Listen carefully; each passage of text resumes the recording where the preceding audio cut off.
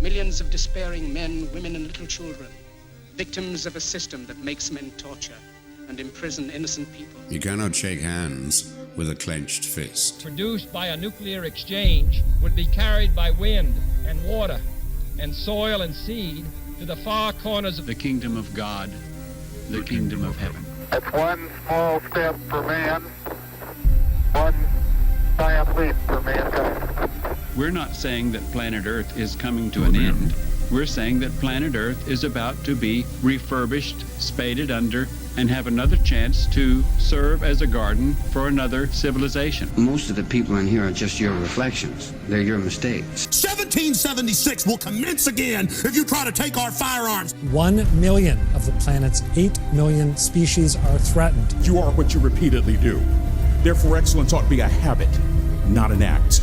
Your lives and the credibility of the United Nations is at stake. Epstein didn't kill himself. The reason this is such an interesting time is not only because we're on the threshold of the end of this civilization. They're trying to take you out with bullshit. The experience of the past 2 years has proven beyond doubt that no nation can appease the Nazis.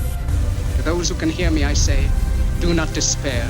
The misery that is now upon us is but the passing of greed, the bitterness of men who fear the way of human progress. The hate of men will pass, and dictators die, and the power they took from the people will return to the people. And so long as men die, liberty will never perish. In the language of the U.S. Department of Defense, these are unidentified aerial phenomena. Roswell's a very interesting place with a lot of people that would like to know what's going on.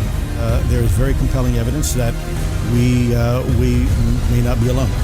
This is the Garden of Doom. Welcome, everyone, into Garden of Doom, the Dr. Black Chronicles of Book 1, the Book of Aron.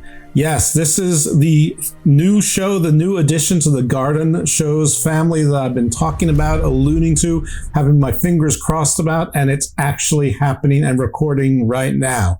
So I guess for those of you who are new listeners, because hopefully there will be, because we've got superstars on the screen here and in your ears.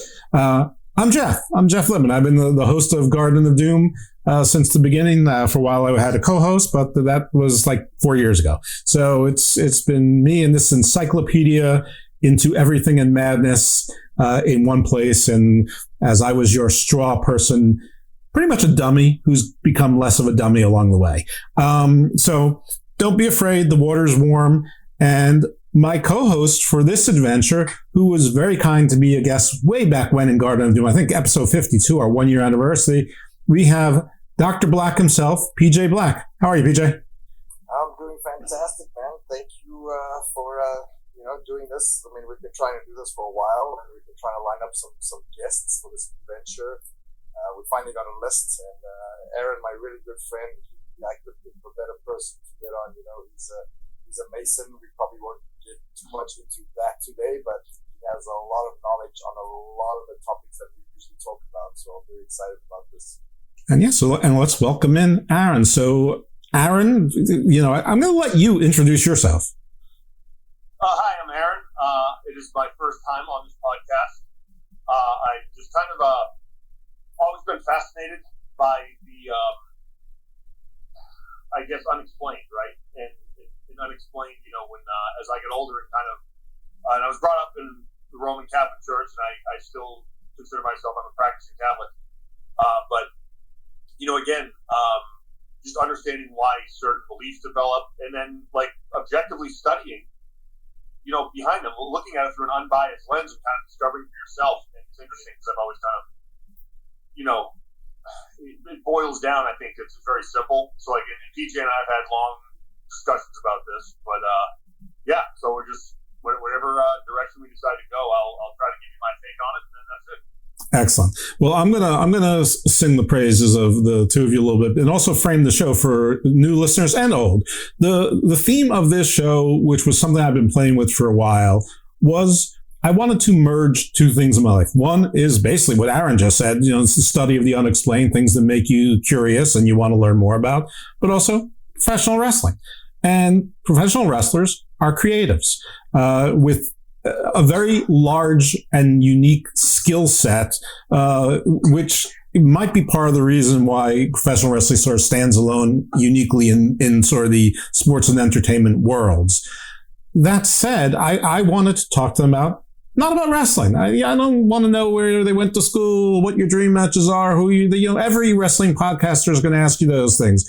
I wanted to talk about interesting stuff. And I had a mutual friend, John Kiernan, who writes a lot of wrestling entrance music. He wrote for PJ's. He connected us. And I was blown away by PJ's information. He taught me words I didn't know. And it was just great. And we've developed a little friendship since then. But the theme of this show is I want to talk to people in the professional wrestling world. It may expand to other creatives as time goes on about their inspirations and their other interests, hobbies, expertises, and areas of study that creative people tend to do things a little bit more intensely than some of the rest of us do. They're doers. They're type A's. They get things done. So that's the premise of the show. And who is this? PJ Black. He's a professional wrestler. He wrestles under PJ Black. Those of you who remember from WWE, probably about 10 years ago, he wrestled under Justin Gabriel under that name for about 5 years. Aron is Aron Stevens, Aron Rex, Aron Idol. Those of you who are only WWE people or only know WWE, he was Damien Sandow in WWE. So when I say I've got superstars here, I have actual people who are referred to as superstars on TV, and they're superstars in the world. They're both still involved in the professional wrestling world, and if they have anything to promote or sell, they obviously can do so whenever they like and at the end of the show. But today we're gonna talk about stuff. And yes, as PJ mentioned, Aron is a Freemason. It says so on his Wikipedia show page, so we're not giving anything away. We have agreed not to talk about that because it's a secret society. You don't get to just talk about it. It's a mystery school. You've got to earn that. So we're not going to get into that. We're going to respect that. But obviously, some of the inspirations and knowledge that got him to that place, and he's learning that, I'm sure we'll talk about. So with that, let's talk a little bit about, you first wanted to, I think the aspect you were most comfortable talking about was Roman Catholicism, obviously not growing up in, that, but your study of it. What do you think distinguishes the Roman Catholic Church from, some of the other sects and denominations of Christianity and other, Abrahamic religions? Yeah. It's interesting. Like, and to answer that question in short, papal succession, where, there are records and you can trace Pope Francis all the way back to St. Peter, who was appointed by Christ. So I always thought that was a very interesting claim. There have been horrible popes throughout history, right, who have done bad things. But if you look at the actual nuts and bolts of the church, right, of Christianity itself, and again, this is just a fact, all the other denominations are offshoots from the Roman Catholic Church. Where you have, Martin Luther and the Reformation, right? So, look, good, bad, and different. And by the way, I don't believe all Catholics and only Catholics go to heaven. That's absolutely, in my opinion, applying reason is absurd. But I do believe in, there's a beauty and a fullness. If you're going to do Christianity, that's the sect to do it in, because there is a fullness of it. It includes history, good and bad, but it also includes, again, your basic interpretations to, the teachings of Christ. And if that does not go away, then the true essence of the church, again, there have been scandals, and there's just, the Crusades, everything. But the actual, if you do it right, it's an amazing thing. Look at Pope John Paul II and how he pretty much was instrumental in the downfall of communism. The most traveled man in world history, right? Mm-hmm. And you look at these people, and it's also interesting because, in society we tend to have this. It's like a bifurcated opinion to where you believe in, oh yes, there's true science, and then there's the church, and the church oppressed, and this and that. Well, and this is it's a statistic fact. If you look at the recorded history of humanity, no other organization has funded scientific research more than the Roman Catholic Church, which is interesting. The whole beef with Galileo was he was simply teaching a scientific method that hasn't been proven yet. And as things get out of hand, because, hey, people tend to do what they do. I don't know what was the. I'm not going to mention any network names. We'll call it PNN for the pamphlet network, right? The pamphlet news network. Sure. So you're passing out pamphlets, and then there's heresy going on. There's lies. There's a distortion of the truth. And it's just, if you pull that away and you do your own research, you'll see like, okay, you know what?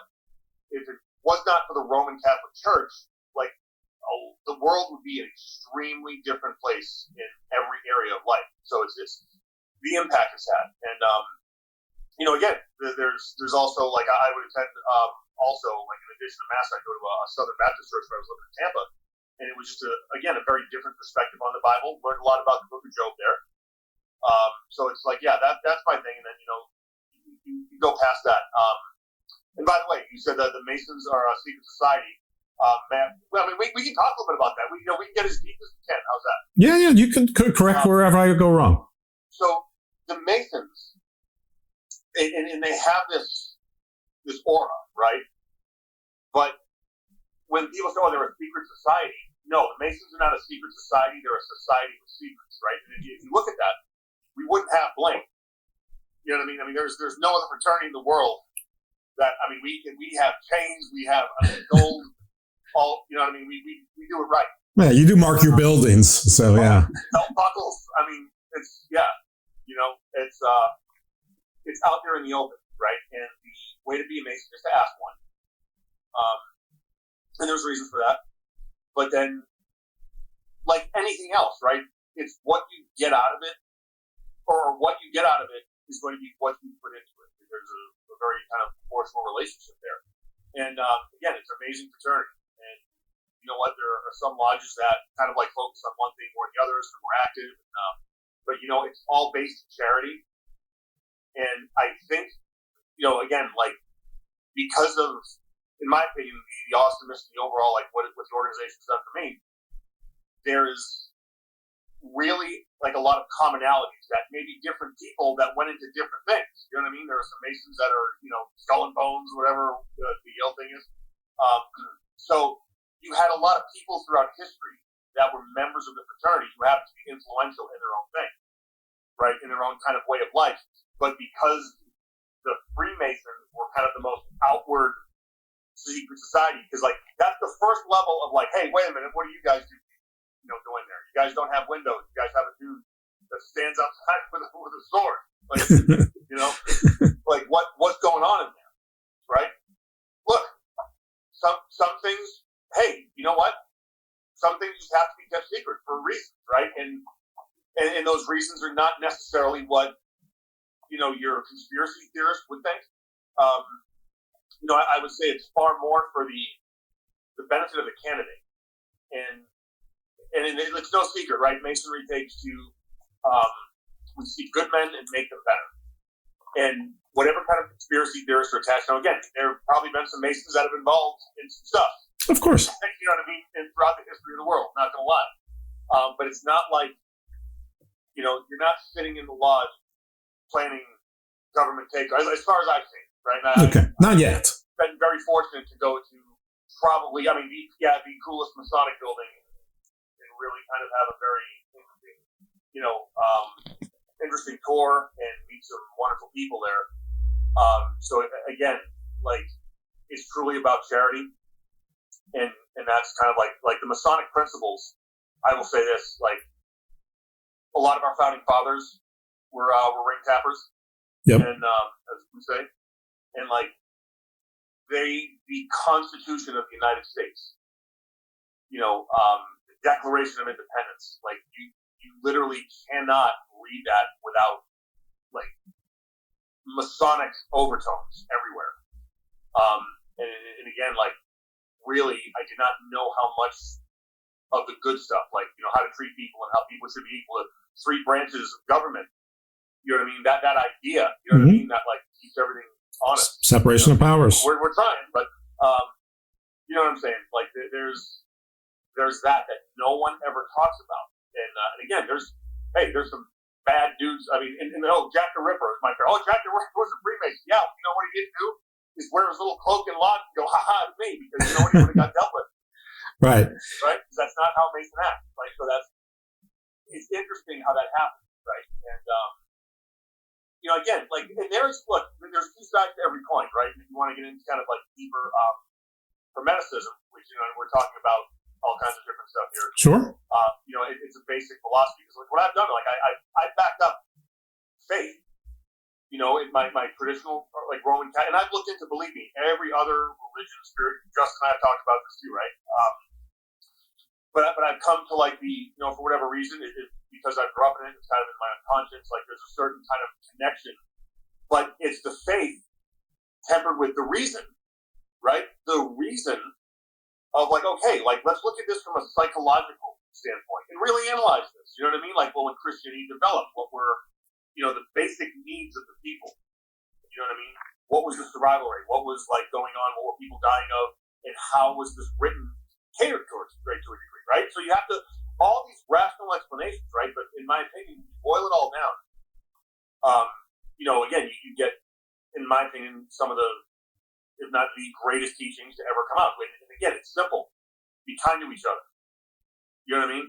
Yeah. And like the Beatitudes that Christ taught. You know what I mean? Like the interpretation of those. Like, blessed are the poor in spirit. That means you're not prideful.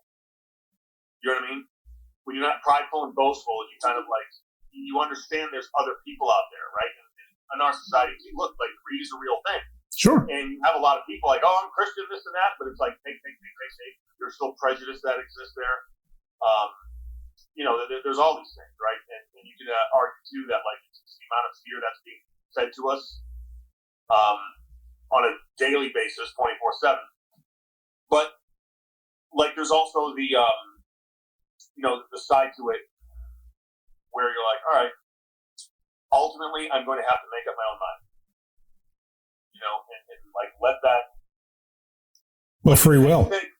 Yeah, like that I see. Am I rambling? I'm sorry.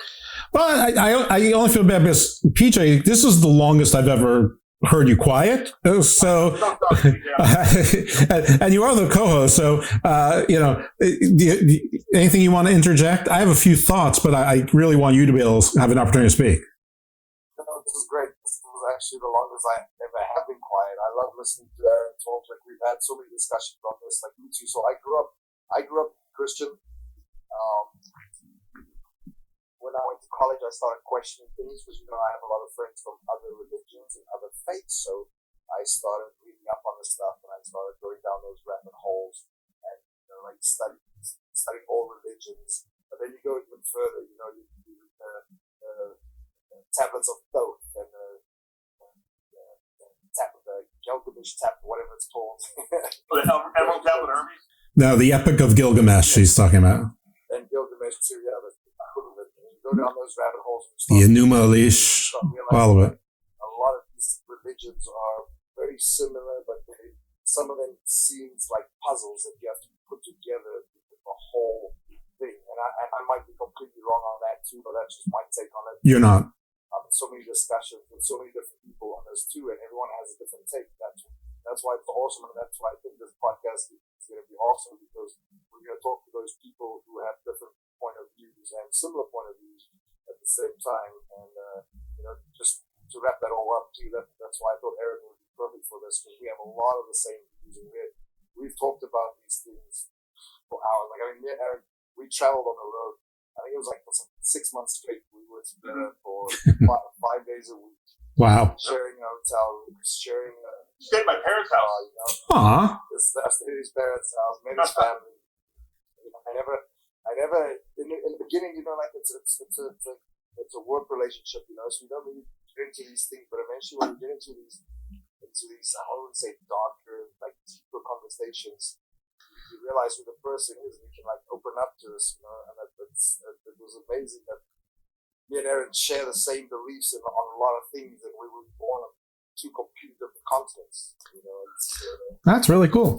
What a wonderful world we live in. Definitely. Aron, there's definitely something that it's almost so simple, but it only occurred to me as you said it. Maybe I've heard it before, but when you said that the Masons are, religious, but also based in science, it makes sense that the builders would be rooted most closely to the ground. There'd be the need for the math and the science and the physics, even if those words didn't exist yet, as we understand them. But it does make sense. But I also know that with the Lucky Land Slots, you can get lucky just about anywhere. Dearly beloved, we are gathered here today to... Has anyone seen the bride and groom?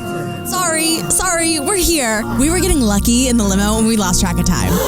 No, Lucky Land Casino, with cash prizes that add up quicker than a guest registry. In that case, I pronounce you lucky. Play for free at LuckyLandSlots.com. No purchase necessary. VGW Group. Void where prohibited by law. 18+. Terms and conditions apply. You're Roman Catholic and you're Mason. And I was thinking about this over the last couple of days, in my mental preparations in this show. And I'm thinking some of the most famous Masons are definitely not Catholic at all. I mean, pretty much, for a while, everyone in Europe, if you were Christian, you were Catholic, unless you were like an Essene or a Gnostic or a Cathar. But, everyone's Catholic because Catholic literally means universal. You got an uppercase, C to become Catholic when there became other churches. But the founders weren't. I mean, Pennsylvania was a Presbyterian and Quaker state. The Massachusetts colony was, a Protestant state. New York was, a lot of Dutch Presbyterian as well. You had, and so there, like Washington, Jefferson, Benjamin Franklin, all of these people came from different religions. So obviously it's not a Catholic limitation. Is it a Christian thing, or are there Jewish, Muslim, Hindu, Buddhist, other Masons as well? Oh, yes. No, there's every faith is welcome, and you just, again, belief in a higher power. Okay. And then that's, again, that's nothing I can, and again, I wasn't saying, like, when I said the science thing, I kind of got off tangent there. That was more like the church and in opposition to just the world in general. So I wasn't speaking about the Masons there. I didn't want to. No. You were clear. So yeah, so it's funny because where we say, like, okay, if you look at spirituality, right, and you had all these offshoots of Roman Catholicism at the time, and it's funny, like the Christians, oh, you Catholics aren't Christians. It's like, wait a minute, we started this thing. Like, hey, come on. But it's just a very, again, it is a deep religion, right, where a lot of people don't understand the whole Mary thing. Well, and I'm not criticizing any other, and there is so much beauty in a Baptist service. I've been to many, right, and I'm not condemning, right, I'm just saying where, okay, you have, and again, like the Bible is by faith alone, right, by faith alone. Well, you're not going to have faith unless you have good works, right? That's the thing, like we've come to earth for a reason, right? To learn or whatever, whatever your take on it. We're God's children or at some point. And, all right, we have to just do the best we can, right? Truly, and help other people, right? And it's not easy, right? It's not easy. In this world, right, we have comfort. We have the cell phone. We get a pizza and watch a show on the same device at the same time. Absolutely. Come on. And in Justin's case, that's good because he's recovering, right? So Uber Eats is right up there for you.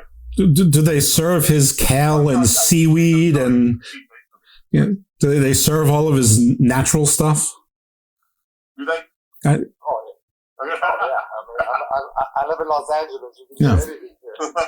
They never ship by drugs. Excellent. But yeah, right. So it's like, so the founding fathers, right? Their faith, whatever particular denomination of Protestantism they were offshoots of Martin Luther, who he had a disagreement with the Pope at the time. And aside from he wanted to get married and stuff, that was a thing, right? But he was trying to be the best Catholic he knew how, or he could be. You know what I mean? As a priest.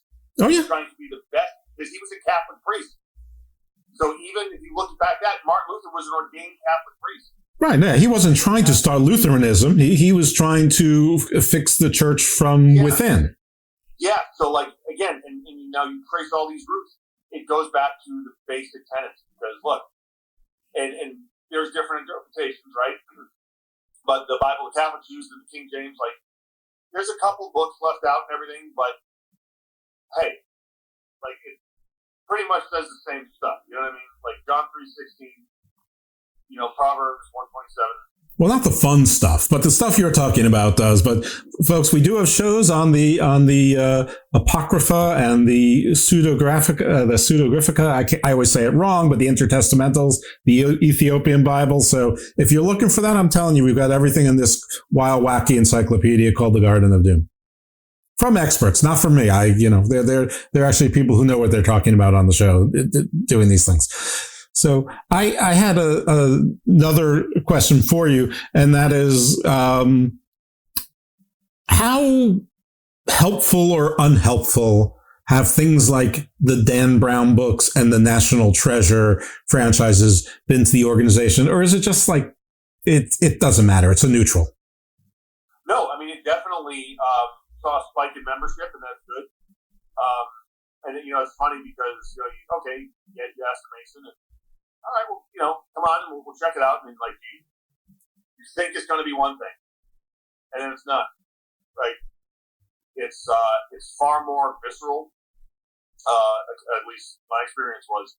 It continues to be, and it's what and this is so funny. Like, if there's one line I could ever pick out to surmise, like, being a Mason, is we can't decide whether to have ham or roast beef after a meeting. How the hell do you think you can take over the world? Yeah. On one of those, and that's true, right? Like, their lodges, and it's true with some lodges, right? Every lodge has their own vibe, and like, I've been in lodges in California, coached the Mason Lodge. Buddy of mine was a master there, singer in a rock band. My Louisville Lodge, 951. Woohoo! So I don't think anyone. His rock band isn't called Evil Cabal? What's that? His rock band isn't called Evil Cabal? I don't know. His name's Diego. Okay. Well, it's better than Damien. Oh, that was the lodge you were sending me to, right? What's up? That was the lodge you were sending me to go to, right? Yes. I got invited to this other one here in Pasadena. I ended up not going. Something happened, but eventually I'll get there. Hey, I just want to double click on something you said earlier about the books of the Bible that were excluded or taken away. So I've recently started reading on that stuff. Obviously, everybody knows the book of Enoch. Some very fascinating stuff in there, some interesting stuff in there. You understand how physics work, like the way they describe things, like the wheel inside the wheel and stuff like that. It kind of makes a lot of sense. But some of the other books I haven't reached there. Is there anything that you would recommend I would start with, or what something that you like, or something that you wish they would add into the modern day Bible? Well, and this is something, again, it's personally my favorite book. We talked about this. The Book of Tobit, which you can find in the Bible that the Roman Catholic Church uses, but not the Protestant Bible. And it's pretty much, it deals with the Archangel Raphael.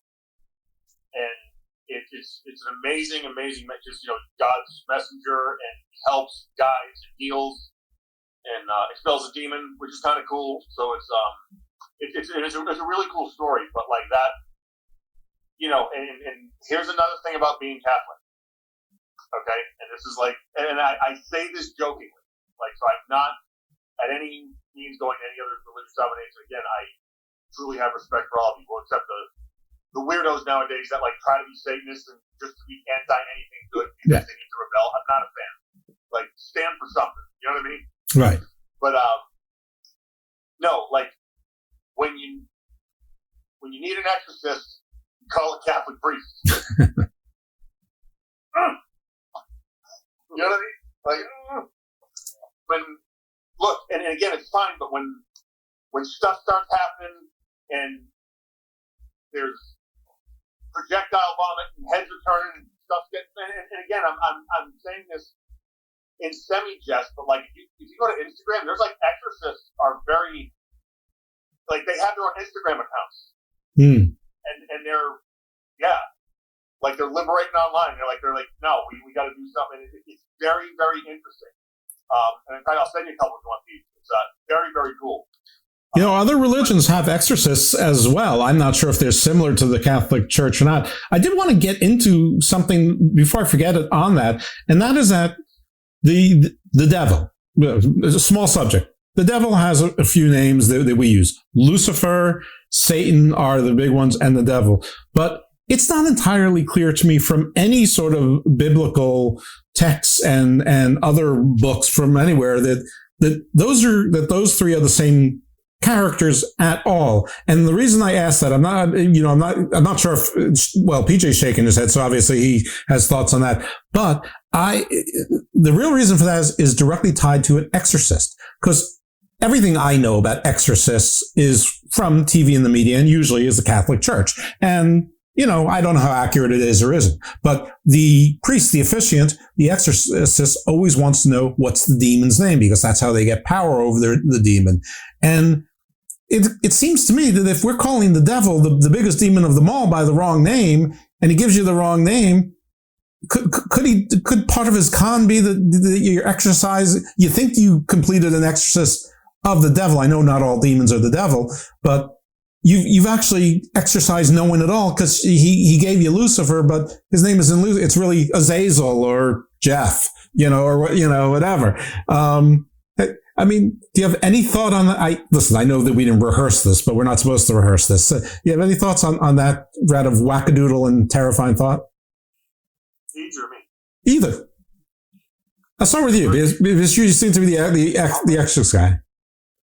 Yeah. I'm gonna let you go ahead on that one too. But right after that, you as a Christian, you know a lot about ceremonial magic too, which kind of ties into this question also. You have a lot of knowledge on I don't know what the word would be, the rituals of these things, and I mean you've seen a lot of these things. Oh yeah, a little. So yeah. So I mean, we'll get into that after this. But if you have any thoughts on that, I've seen some stuff, and if I tell people these stories, people just think I'm crazy. So I try to. Well, if Aron needs to chew on the thought for a while, you can tell some of the stories. The Garden of Doom is a place with crazy stories. Oh no, I will. I mean, I have so many stories. I have a list and I have it written down, and I mean, right in the back of my head. I mean, this is only the first episode. We're gonna get into a lot of crazy stuff. Fair enough. All right. Any thoughts on what I just said, other than what you're talking about, Willis? Yes. So let us trace the devil. So for 1 second now, I want us to try to clear our minds of any Renaissance interpretation of the devil, which cancels a lot out, right? Mm-hmm. We're going to go back to in the Bible, the original language when it was first called, Satan. Satan in Aramaic means the opponent, right? Mm-hmm. Now, the Emerald Tablet of Hermes, right? Hermetic principles, the 7 Hermetic principles, mentalism, vibration, correspondence, rhythm, polarity, cause and effect, and gender. Hit it. Yeah. By the way, there's a whole episode that can be done in the Emerald. I mean, that stuff is it is where spirit meets science. You're welcome back anytime. And it's very, very fascinating. But okay, so now Satan, the opponent, right? Mm-hmm. So opposites, right? Everything has to have its opposite, right? There's a certain level of correspondence that exists, right? So we have God, who is all good, right?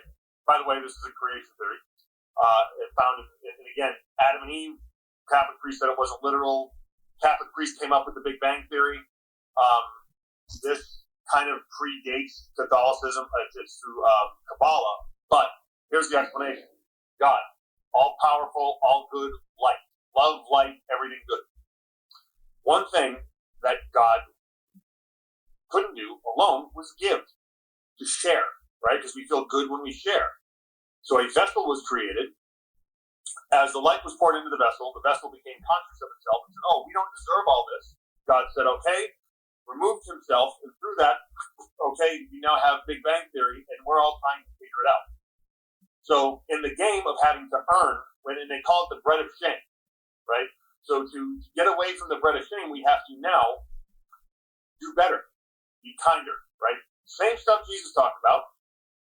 And again, forgive me if there's any Catholics that stands against us. I'm coming where I'm at right now, right? But this is the only logical explanation, right? Because later in the Catholic Church is divine mercy.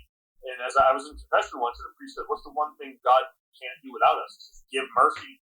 And it's that same principle of needing us to share and maybe our victories be there for us. It's a very, very deep thing. But of course, you have to have the opponent. Because in the video game of life, when you make decisions, right, you have to have a bad guy. What's Super Mario without King Koopa? Not to date myself, but you know what I'm saying? That's kind of the reason for this, right? And again, evil exists, but number one, darkness cannot exist where there is light.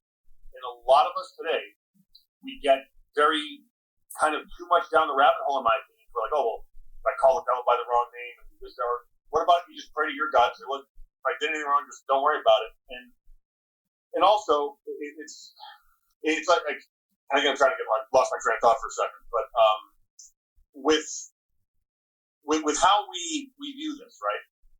It's a matter of saying I'm going to do better, and they're whatever kind of human desire I may have, right? So it's the whole the flesh versus the spirit, right? Mm-hmm. You are not meant to live, in opposition to each other. You're meant to live in harmony. So there's some certain rules that if you really do follow, don't be an A double crooked letter. I didn't swear because I know we got young listeners. But okay, you know what? That's at least step one.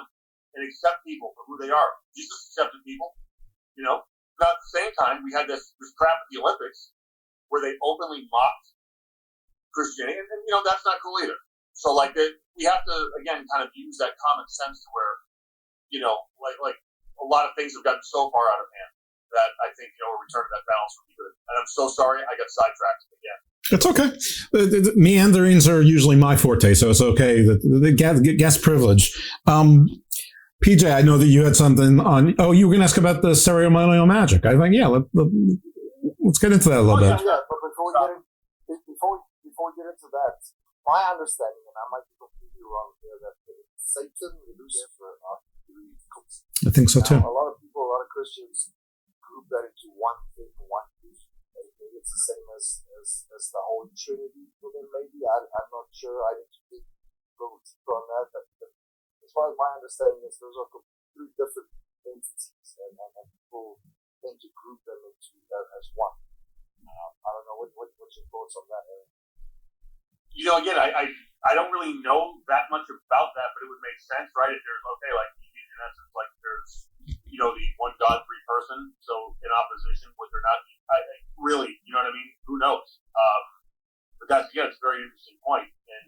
And I was about to say too, sorry, that's why I got sidetracked. Where we think, the devil, we say a name's going to come, but no, the devil is closer than we think, but so is God, right? Devil is the decision, and it's the angel and the devil on the show. That's the, do I make this decision or that decision? Do I have this drink? Do I call this person? Do I get up in the morning? You know what I mean? These are all literally yeses and nos. And if you break life down to it, it is, right? So being more in tune with God and spirituality and who you are is naturally going to lend itself to your conscious mind when you face these decisions, making the decision and saying, no, I don't want to do this until it's great in your unconscious. And that's how we kind of level up. I hope that was sorry, this worked. No, it was very deep. And listen, I think I agree with your basic premise that 99.99999% of the time, it really doesn't matter as long as you're making the right decision. I was just thinking limited to the actual exorcism when the demon that's possessing someone actually is the devil, and you need to know their name, and you've got the wrong name, and they throw out, let's just say they say Satan, and well, okay, that sounds right.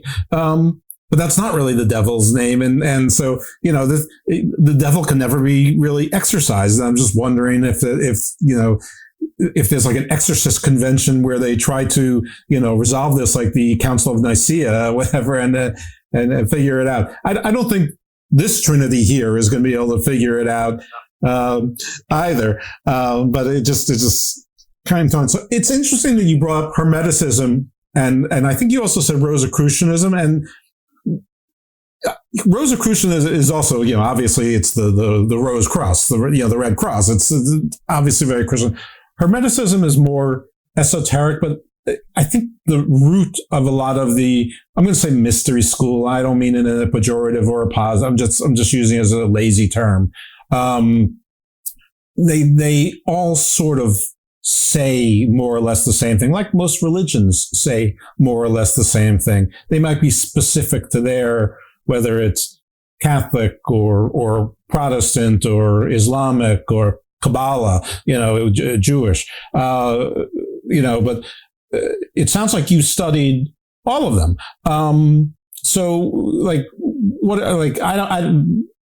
Are either of you familiar with Mark Booth?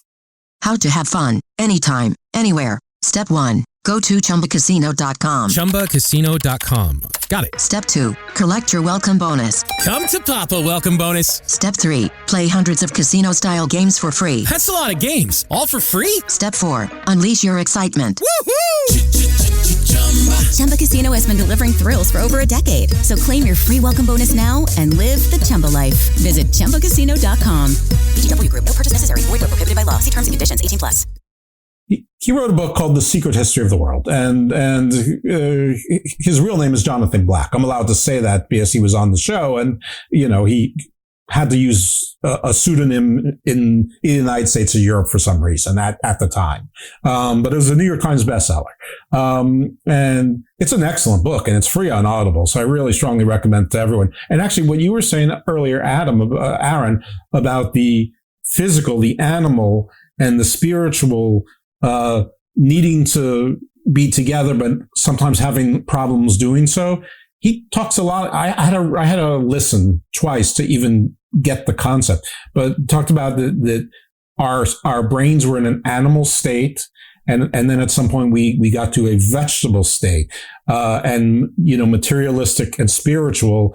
But vegetable is not like plants; it's like in touch with the earth and growing. It's these words don't, like, material isn't like I want to be rich. It's like actually material, hard stuff you can touch and feel. We're spiritual. So the words there, in some cases they're literal, in other cases they're symbolic. It's a really interesting read. I also had the professor from the Great Courses who talked about the esoteric, the occult, and secret societies on the show as well. So I got it from both ends. Now I'm getting it sort of from the inside a little bit. Though Booth was obviously in the inside as well. Where did you come upon Hermeticism and Rosicrucianism, and where do you differentiate those, if at all, from Masonry? Well, again, I mean, they're all their own separate entities. You know what I mean? It's pretty much just, like one does one thing, one does another thing. May there be some commonalities in there, possibly. And again, I don't belong to like any kind of Rosicrucian organization or anything like that. I've read enough, I've studied enough, I've kind of been around enough, shall we say, to really kind of have a very basic understanding. And it is sort of like neo-pagan meets Christianity, sprinkled in a little bit of like Western ceremonial magic. And a very nice recipe, by the way. Yeah. And like, if I wasn't like a Catholic, you know what I mean? And again, there was a denominator, I wouldn't be like an official Christian. I mean, be Rosicrucian, still, like there's definitely like the Christ elements to it and everything like that. And again, heavily influenced by a lot of like Western culture. And it originally appeared in France in 1700s, I think. When the pamphlets went in France, and then you had a nice little organization. Again, like a lot of their principles and what they do, it's good. I have a little funny story on that, a little sidetrack. So one of my friends calls me Morpheus because he always says that I extracted him from the matrix. I kind of wake up to these things and realize what this life is really about. And got me a membership to the Rosicrucian Church, which I wasn't going to say no. I happily accepted it. So again, as a scholar, I studied these things and I went through all their work. Some of the things that don't interest you kind of just skip past because a lot of it is states, a lot of the religions. But Aron, I think we had a conversation a while back. One of the things that does interest me a lot is alchemy. And they had a whole alchemy section in the Rosicrucian Church taught by a very famous Mason. I forget the name right now, but I could ask you the name. Rather, what was his name? He's an alchemist. He teaches alchemy. Tim Hogan? His name right now. Tim Hogan. And there was another guy. And I thoroughly enjoyed the courses they taught on alchemy. That's a whole different discussion for another day. We'll get into that. But I do love the aspects of the I don't know what you call it, online church or membership that this guy gives you. It was very interesting to learn that side of religion. It's Amor, right? Yes. Yeah, dude, yeah. Yep. Absolutely. Very cool. Yeah, I mean, I sort of feel that like Rosicrucianism is a little bit sort of like, how Kabbalah is sort of like spiritual Judaism and Sufism is spiritual Islam. I sort of feel like Rosicrucianism is like spiritual Christianity. I'm going to make a plug right now if it's okay. Go ahead. There is a Kabbalah podcast. It comes out on Mondays. It's called the Weekly Energy Boost. They've been doing it for years. I discovered them maybe a little bit before the pandemic or during the pandemic or something like that. But it's now we're going through the summer episodes, which are much shorter. But it's like they do like the weekly Kabbalistic astrological reading. Like, okay, this is what energy's coming. And they just have a down-to-earth, practical, you schooled in this for 50 years and get something out of it, or listening for the first time and get something out of it. Truly does not come high enough. So it's called the Weekly Energy Boost. And, highly, highly recommend that if you're into, because again, like the first step, like anything, right, it's like the baby steps. These are baby steps, but they're also like giant steps, because that's half the battle. Well, both of you I know have been interested in Kabbalah. I know, PJ, you were studying Gematria for a while, which is, numerology in tied to Kabbalah. And of course, us Jews, we can make anything complicated. Every letter can have 72 numbers. So that's a hell of a, military code right there if you need it to be. But yeah, tell us a little bit about your experiences with Kabbalah. I'll let you guys work out who goes first. Yeah, so very interesting concept. So how I got up to all this stuff, so I studied quantum physics. So I realized that a lot of these things were interlaced, like the Kabbalah and astrology. So the Bible, you can read it on many different levels, right? You can read it as a, I don't know what the right word is, the first surface level. Or surface level, metaphysical, but there's many, many, many layers to this, in essence, the Bible is an astrology book, and that's what the Kabbalah is, and that's what Gematria is. It's just energy, right? Everything is frequency, vibration. The way that the planets move, that is moving energies, and we know this for a fact. Everybody knows when the tides are high on the ocean. Right?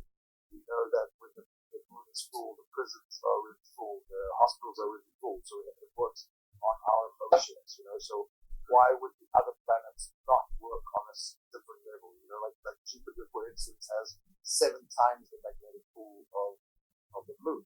So all these things kind of got me to astrology much later. But coming back to that, the Kabbalah is fascinating. Gematria is just fascinating.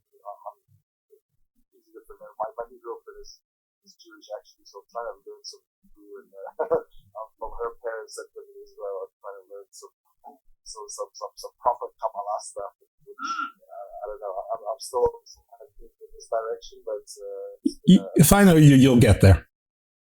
Oh yeah. I'll be asking you questions. Yeah. Okay, Aron. How about you with Kabbalah? Again, it was just you kind of do enough research to read. Well, what's this? And I'll be very honest with you. Like the practicality of that podcast, Energy Boost, the way they explain it. And there's also a wonderful book called Power of Kabbalah by Rob Berg. Or not Rob, Karen Berg. Karen or Rob, I'm sorry. It's been a while, but I gave it to somebody. But Power of Kabbalah, and man, if that don't like change the way you go, whoa, because it's so simple. I mean, it's like so easy. You can read it in an afternoon or two. But man, like everything you read, you're like, oh yeah, of course that makes sense. Well, why wouldn't it? You know what I mean? It's crazy. And again, I'll say like that has actually made me a better Catholic in terms of like having more faith. Like it's almost like a very scientific approach to spirituality, which is really, really kind of cool. Yeah, they're those rabbis. They sit around, they study for. I mean, there's actually, if they don't study, like the fabric of the universe is actually, going to be torn asunder in some belief systems. But there's some of the books, in Judaica, sort of biblical, canonical, rabbinical, academic thought. People take it literally, but it's not. It's actually arguments between the competing people who are writing it. And it's not like, Plato pretending he's having a discussion with Socrates or relaying a discussion he had with Socrates. It's actually their arguments, their points and counterpoints, like they're writing letters to each other, except in the same book without too many breaks. It's actually quite, interesting way of doing things, though. I mean, I guess, writing was a lot less back then, and maybe you didn't get to pick and choose so much, but that's a different story for a different day. What's your knowledge of ceremonial magic, and how'd you fall into that? Down the rabbit hole. And again, I looked into a lot. My kind of, like, I've not been I've been Catholic my whole life, but I've spiritually been in very different places. And there was a book, I forgot the name of the book now, but it was more on it, and how it was, again, very kind of similar to Rosicrucianism, I've come to find. And there's all, also, and I'll say this, there is a shaman, he visits Kentucky twice a year. He's coming in October, and a lot of his stuff, doing despacho, is from the Arrow, I think is how you pronounce it. And his people, they were the medicine people of the Incas. Oh, cool. And they saw like the Spanish people coming, so they said, you know what? We're going to go up that mountain. They went up a mountain. They said, you know what? The Spirit will tell us when to come down. I'm talking 70, 80 years later, or whatever it was, 100 years later, I don't know.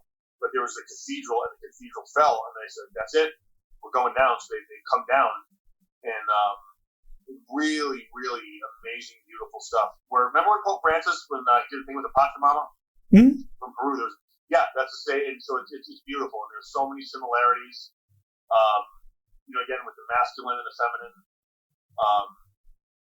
And again, like that's even like within the Catholic Church, like why I say no other denomination will do, because really the Catholic Church is the only one that we give Mary the proper treatment if you're looking into that, like a balanced male-female perspective in the deities that you're attaching those qualities. So tell us about the ceremonial magic. Like you showed me some spells, if you will. Like I don't know if you can talk about that. Oh yeah, the basics of it. Like, there's a lot of things, right? How like energy manipulation. There's lighting a candle and putting. That's what magic is, right? Yes. What a lot of people don't understand. Magic is just energy manipulation, manifestations, and moving around energies. That's what a lot of people don't understand. They think it's not something like where you just wave a wand and something appears. Like people don't know the basic explanation of it works. Yeah, and again, not to go back to Catholicism, but like, hey, you know who lights a lot of candles and says prayers over them? Catholic. Which if you look at, they do. They do. Other religions, yeah. I mean, they do it in a different way. I mean, you look. I'm talking within Christianity, like within Christianity. Is what I was saying. I don't mean like, no. I mean, of course, other people do it, but like, no, like if you're debating like, the Catholics don't have it right, because there's a lot of like anti-Catholic faith that's people slaying. I'm my argument for it, right? So it's your original point, but what were we talking about? Ceremonial magic. Yeah, give me some example like spells. You have intention, right? And you focus your intention, right, via the law of vibration, right? If you get your body moving and affect the molecules around you, I don't know. Is there a way that the molecules in the candle will vibrate at a certain frequency combined with the intention of the, you know what I mean? And then the energy release of fire. Like, look, it is fascinating stuff that realistically 20, 30 years ago, people would be like, oh, that's BS. But then the particle experiment, how particles behave differently when they're not being observed. I mean, seriously, what is that about? No, there's been a lot of science that resembles magic and vice versa. I would also break it down. So you look at this from a quantum physics point of view, right? Like everything is frequency, vibration, and we know this, right? And we know this, and we can scientifically prove that thoughts are scalar energy. Now scalar energy is the smallest wave there is, right? So we know that thoughts can create matter, obviously, but it's not as easy as like thinking I have an iPhone and the iPhone appears, right? It takes time. This is the part of the equation that not a lot of people understand. It's time. It takes time. Everything takes time. You can shorten that time frame, but everything takes time. I mean, look at it. Like trying to make money in the stock market, right? You just don't throw money in it happens. Everything takes time. Time is the main variable here. So coming back to the scalar thoughts, thoughts are scalar waves, scalar energy, right? So thoughts can become matter. And that's like say for instance, Steve Jobs, he wanted to create the iPhone. He didn't just think of the iPhone and repeat it. He thought about the steps and he went through the physical things that he had to do, and then eventually created the iPhone, right? The more powerful people get are like the people that we call wizards, I guess. They know how to shorten that time thing. Because time is another thing that's it's not linear like we taught. We all think time is linear, but it's not.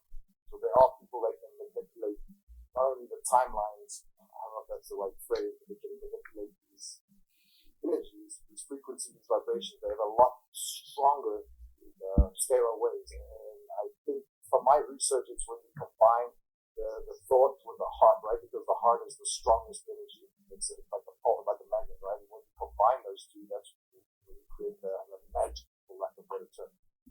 Yeah, well, it's, there's the 7 chakras and then the 7 principles of, seven's everywhere. And, people will tell me it's because of the 7 wanderers and, and how astrology and astronomy really were the same thing until about, probably 200 years ago.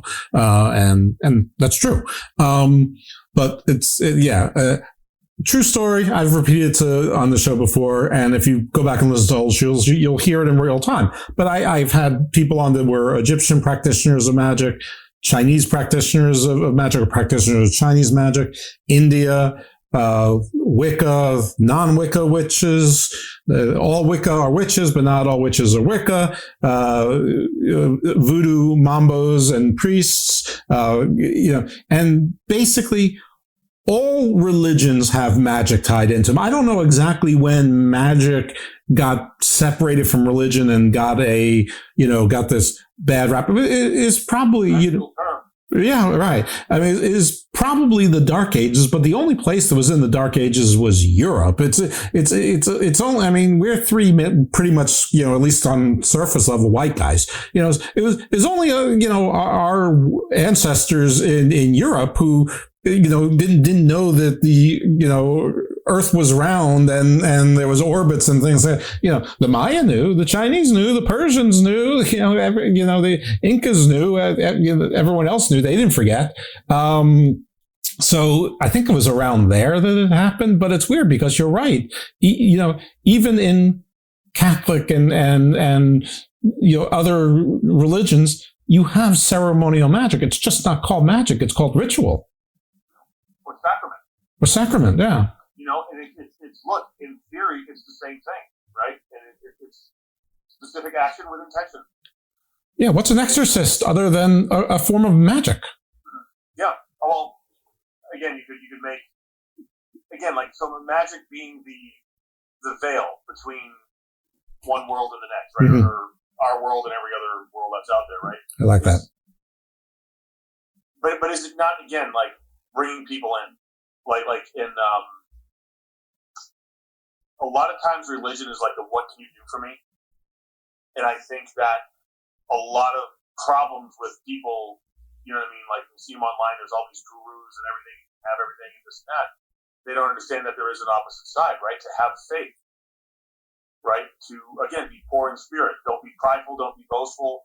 There's like, and then there's, statistically proven, like in the Catholic Church, there's fasting, as there is in a lot of religions, right?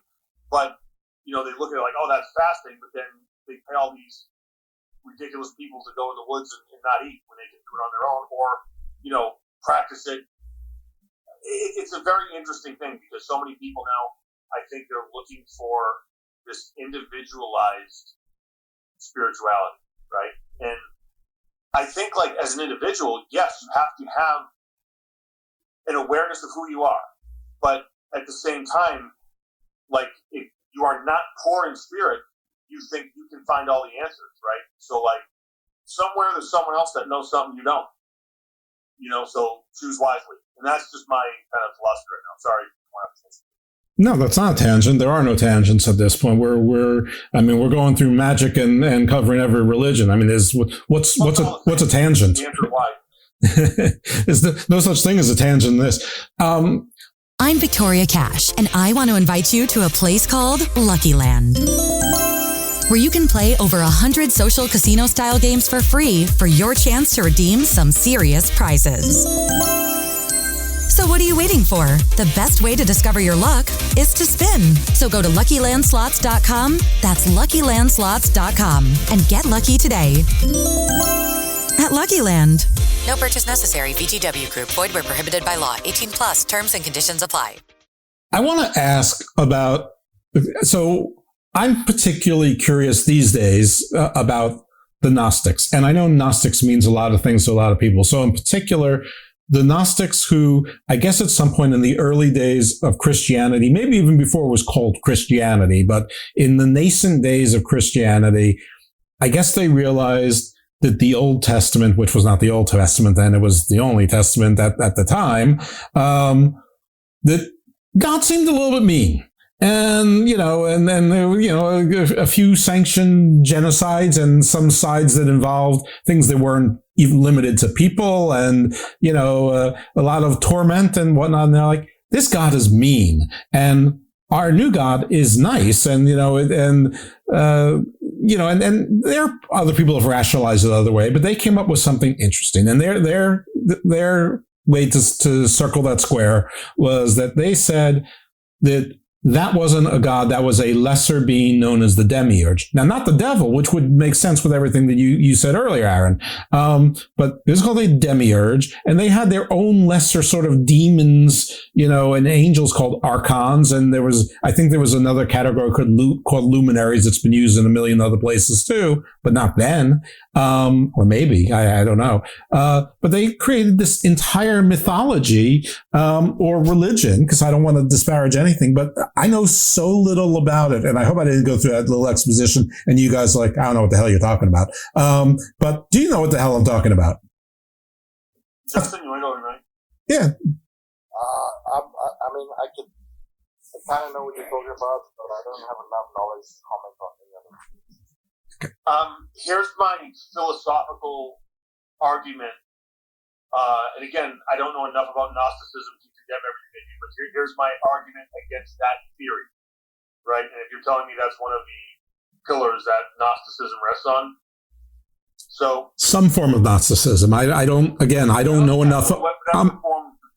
Yeah, I'm ignorant onto this. Yes. And again, like, here's just my opinion right now, or observation of the theory. The Bible is one book, right? It's considered, like, Old Testament is one thing, the New Testament fulfills the prophecies in the Old Testament, right? So if you do not have God the Father, then from whom does the Son proceed? because if that is not the son of the God of the Old Testament, well, hell, cut the book in half. I mean, because these are two separate stories we got going on here, right? I mean, so that's philosophically, like on the surface, I would say, like, okay, this really changes a lot. Now, in the old days, right, people, like, what did they know? They knew battle. They knew, like, that's what spoke to them, right? As far as these historical, events, and I don't know enough to comment on. I'm not that well versed where I can intelligently speak on it, right? But looking at it deeper, right? Like, look, God, I mean, doing what he's doing, if we're looking at it through a human perspective and through a very kind of like third or three-dimensional perspective, there are some things in the Bible that I know, I mean, you can say out of me, like, it's meant to be approached on a different level. Symbology, spiritualism, whatever. And in the enemies, you have what the Essenes, I think, or not the Essenes, excuse me. And anyone, and two groups of people in warring tribes, the bad guys could have been the devil, right? Like, you have God's chosen people, God's children, and then, okay, opposition, right? Is it that simple? I don't know.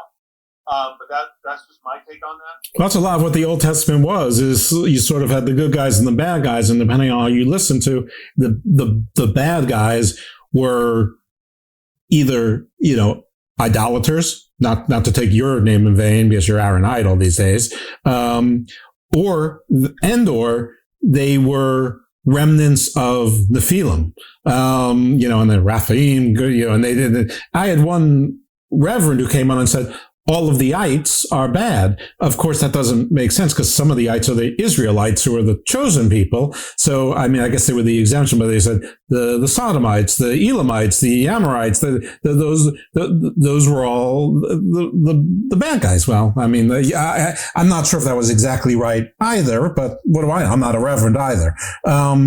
But in any event, listen, I was just wondering if you all knew about that, and not so much, but maybe we'll find I'm not even sure what form of Gnosticism to look for, but I will. I know Gnostics. I just don't think they're that kind of Gnostic, but they'll know the right name and maybe point me in the right direction, or at least of an academic or a researcher. I'll get there eventually. I'm like the Mounties. I always get my man or woman at some point. Okay. So if you can't talk about this, Aron, let me know. Because I don't know if this is tied into secrets of Freemasonry or Masonry or not. But my understanding is that the legend of the Masonic legend is a little bit different. That Cain, when he went off on his own thing, that from the line of Cain came sort of like your building, your music, your poetry, your metallurgy, your medicine, sort of all things you hear from Atlantis or Uriel in the Book of Enoch gave, or Prometheus gave in Greek mythology. But usually, well, not usually, but a lot of times in our Western Near Eastern, whoever gives that to man is sort of the bad guy at that point. Now, it's not the same in like Mesoamerica. There's the Viracocha and there's us, and they're very much presented as the good guy. They help man along the way. Like in Sumeria, Enki was disobeying his brother Enlil and teaching people these things. First of all, is that, if you're allowed to, is that at all a fair description of the Masonic legend, or is that just like a myth? I'm just going to give you the most honest answer I can. I have to remember the handshake sometimes, so that is not a branch of Masonry that I would have given particular attention to. Okay. So, look, I don't know is the best answer, because I do not know everything contained within the attorney, and I don't want to state something that is untrue, one way or another. And this is live and unrehearsed. That's the answer. That's the fine answer. And again, that's something that eventually we'll get to. Yeah. You know what I mean? It's interesting, right? Like, someone came up with the philosophy. If they were a Mason, I mean, look, I don't know, right? We're all kind of scratching our heads, but like, okay, so what was the symbology there, right? I mean, it wasn't that easy to just change the story, or this is again, like it's stuff we can talk all day about. Yeah, and there's some people divide it by the right hand and the left hand, and then the left hand got sort of conscripted by Luciferians or Satanists, which aren't necessarily the same thing, and I haven't really been able to untie that bow exactly either. PJ, I know that you've been nodding a lot, so I feel like you have a lot of insight to give us right now. No, I'm jumping a little bit ahead here, so our guest for next week will have a lot to say on that topic. He's also a Freemason. He doesn't want his identity revealed, so he'll probably wear a lucha mask or not have video on the screen, but he talks a lot about it and Gabriel and the Anunnaki and the Nephilim, and he's very knowledgeable about that stuff, which fascinates me too. Like Aron said, like the different lodges have their different things that they specialize in. Like for me, it's alchemy. I tend to go to the lodges where I can learn more about alchemy and astrology. But anyway, that's next week. I know we probably gonna have to come to a close here soon, but I just want to tell an interesting story. So, Aron has been trying to get me to read this little book. It's a short little book.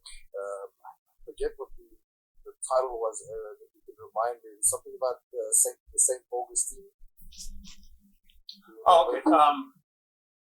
Was it on his conversion or something? Something like that. But anyway, so Aron's been trying to get me to read this little book. He says it's a short read. You have to read it. You have to read it. You have to read it. And I kept saying sure, and I kept postponing it and not buying it and not reading it. And long story short, he came to visit me in LA, and we were in Santa Monica. I took my therapy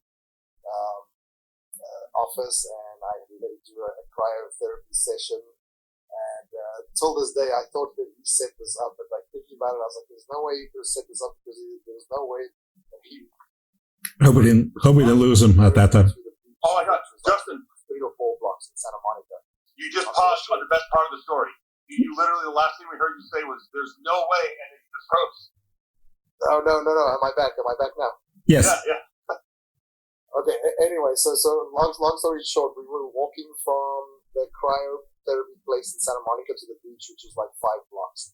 And we walked past this trash compactor, and this book that he's been trying to get me to read was just perfectly laid out on the ground.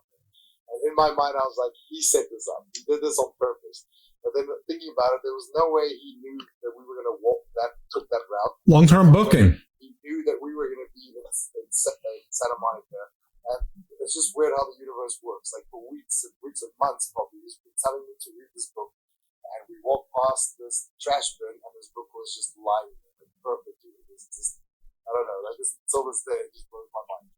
That is pretty crazy. That's specifically random or randomly specific. That way was terrific. Yeah, that is great. Aron, you've been wonderful. You're welcome back anytime. Obviously, we can hone in on things so that we have more of a agenda. If you want to talk about Hermeticism, we'll do that. Or whatever it is. Or if you never want to come back to, that's all right too. You tell Peach. No, it's great.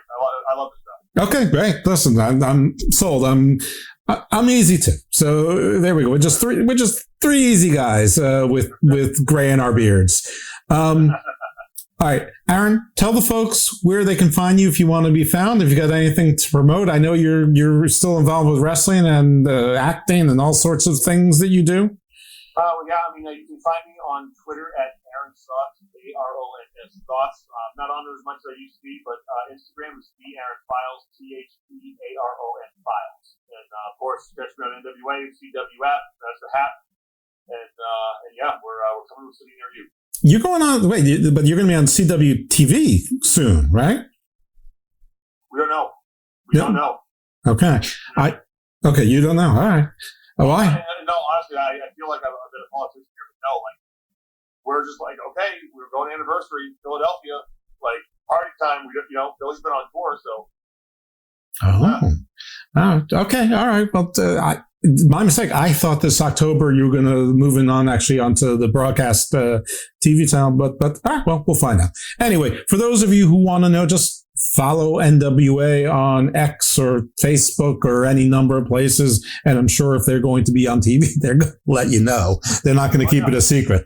That's rumors, but you never know. Yeah, and the NWA, for those of you who don't know, is the National Wrestling Alliance, which is probably the oldest and longest continuous wrestling organization, at least in the United States, maybe the world, I don't know. Maybe CMLL, but I don't even really know. Anyway, it doesn't matter. It's not a contest. PJ, I mean, aside from being able to find you on book 2, which will be next week, the book of the unnamed, priest or whatever, we're going to call that one. Where can people find and follow you and support you if you want to be found, followed, and supported? Yeah, Instagram, PJ450. Twitter, or X as it's called now, is Darewolf333. Also not too active on there right now, but I'm getting a little bit more active. But yeah, because you're bored. Time goes on. I'm kind of injured right now. Months I'll be sitting here with my leg up. It's just an occupational hazard, Every sport has its injuries. Absolutely. Unfortunately, I suffered my first injury in pro wrestling in 26 years. Yeah, you have been remarkably injury free. Well, I broke both my legs twice, but that was from base jumping, skydiving, and I remember from motocross and many other things. Never from wrestling. Yeah, by being a darewolf. Yeah, I know. I've never actually had the conversation with you on that, because the story. It's not about me, by the way. It's just someone that used to be in my life, and it's bad. So I didn't want to have it. But anyway, so that's very cool. For those of you who want to follow me on X, it's at Icarus Fell, just like, that Icarus Fell, MD. That's not for medical doctor, it's from Maryland. And on Facebook, so Jeff Lippman, my real name. And then Garden of Doom, we have a Facebook page. I do try to populate it with articles and things I think are fun links. I don't really interact on there as much as I should. But anyway, we'll see. We'll see if maybe this show will merit its own social media and its own activity. Anyway, Aron, I can't thank you enough for being our first guest. You're brilliant. You're a pleasure. You're a good sport, and I really hope that you'll come back. PJ, I look forward to filling up these chronicles of volumes of the wisdom of Dr. Black. Yeah, we have a very interesting lineup coming up, so stay tuned for that. And to all of you folks that are the first-time listeners, all you have to do is subscribe to Garden of Doom. You'll get this show and you'll get Garden Views, all for the one big package price of free. There's no place to donate. There's no Patreon. There's nothing like that. Never asked you for a dime. Don't have any merchandise or anything like that. It's all free. So please enjoy. I do think there'll be a lot of first-time listeners just because of who both of you are. And so, go back, peruse, check out the catalog. All right. Thanks, gentlemen. Have great nights. And I appreciate both of you. Bye, guys. Thank you. Bye-bye. Bye, guys. Bye.